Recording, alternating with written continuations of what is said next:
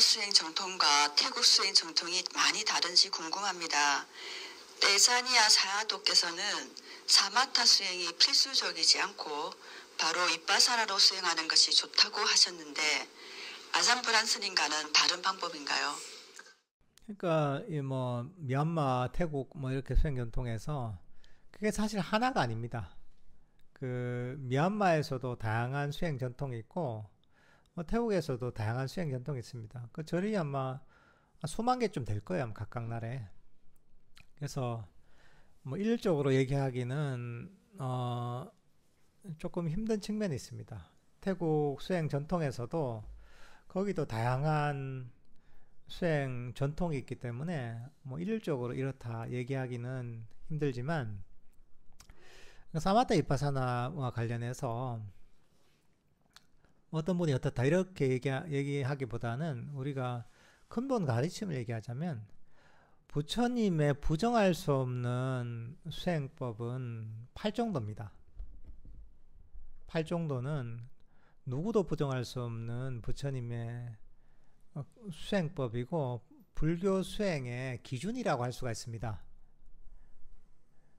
8정도 수행에 맞으면 그게 불교 수행이라고 할 수가 있고 8정도 수행에 맞지 않으면 불교 수행이 아닙니다.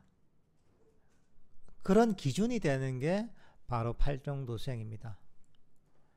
근데 8정도 수행 중에 8정도 중에 8번째가 뭐냐? 정정입니다. 정정이 뭐냐? 초선, 2선, 3선, 4선이 정정입니다. 그러니까 만약에 선정이 필요가 없다면 그러면 8정도 수행이 아니죠. 그거는 7정도가 돼야 되죠. 그러니까 정정은 선정이라는 것은 8정도에서 필수적인 요소입니다. 그래서 불교에서 필수적인 요소입니다. 그래서 정정이 바른 선정이 없다 하면 불교 수행으로서 부족한 겁니다. 왜? 8정도의 기준을 충족시키지 못했기 때문입니다. 그러니까 거기에는 놓치는 게 있고 빠진 게 있는 겁니다. 그런 수행에 만약에 바른 선정이 빠져 있다면 왜? 8정도의 그런 기준으로 볼 때 맞지 않은 겁니다. 그리고 부처님의 어떤 그 깨달음의 과정도 우리가 한번 살펴볼 수가 있습니다. 어떻게 보면 부처님께서 어떤 과정을 거쳐서 깨달음을 이루셨냐가 보면 우리가 수행의 표준이 될 수가 있습니다. 그죠? 석가모니 부처님의 가르침이니까. 근데 석가모니 부처님께서 깨닫는 과정이 어떻게 되느냐? 고행을 하시잖아요. 고행을 하시다가 한계를 느껴요. 한계를 느끼고 새로운 길은 없을까 하고 고민을 하세요. 고민을 하시다가 야, 내가 이 길이다 하고 뭔가 번뜩 아이디어를 얻으셨어요. 그게 뭐냐?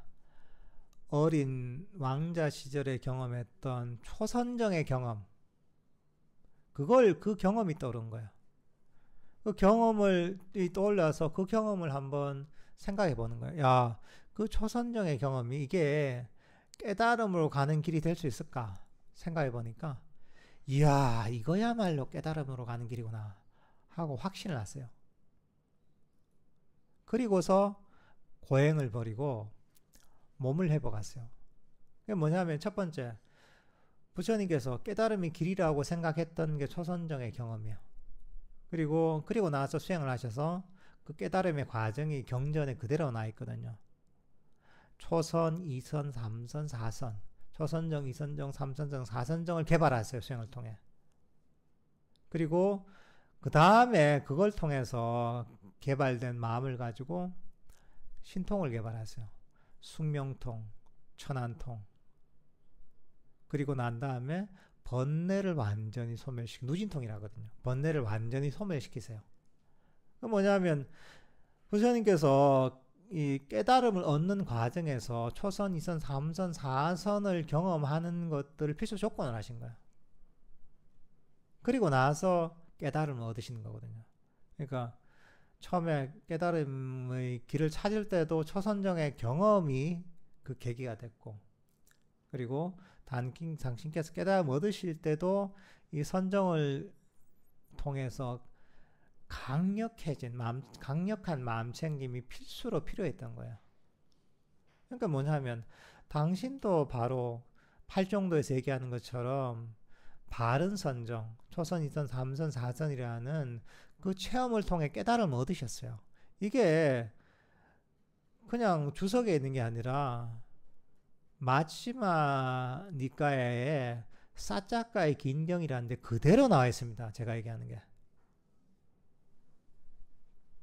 그러니까 8정도에서도 불교 수행의 표준이 되는 8정도에서도 정정이, 바른 선정이 8번째로 나와 있고, 그리고 석가모니 부처님께서 깨달음을 얻으실 때도 초선, 2선, 3선, 4선이라는 바른 선정을 당신께서 그 과정을 통해서 깨달음을 얻으셨잖아요. 이걸 어떻게 부정해요? 말이 안 되는 겁니다. 이걸 부정할 수 있는 논리는 아무것도 없습니다. 그러니까 어떤 가르침이 있거나 어떤 본인의 한 수행이 있다면 본인의 수행에 맞춰서 경전을 해석하려고 하면 안 돼요. 그 부처님의 가르침의 근본 있잖아요. 그 근본에 맞게 본인의 수행을 수정을 해야 됩니다. 왜? 석가모니 부처님의 가르침 표준이 있는 거야. 그 최소한 그 표준에는 맞춰야 되는 거예요. 그 표준에 맞추고 나서 그 다음에 이게 제대로 된 건가 따져볼 수 있는 것이지, 이런 부처님의 수행법의 표준에 맞지 않은 건 볼 필요도 없는 거야. 그거는 그 자체가 어느 정도 효용성 있고 뭐 나름대로 효과적일 수 있죠. 하지만 분명하게 부족한 부분들, 놓친 부분들이 많다. 왜?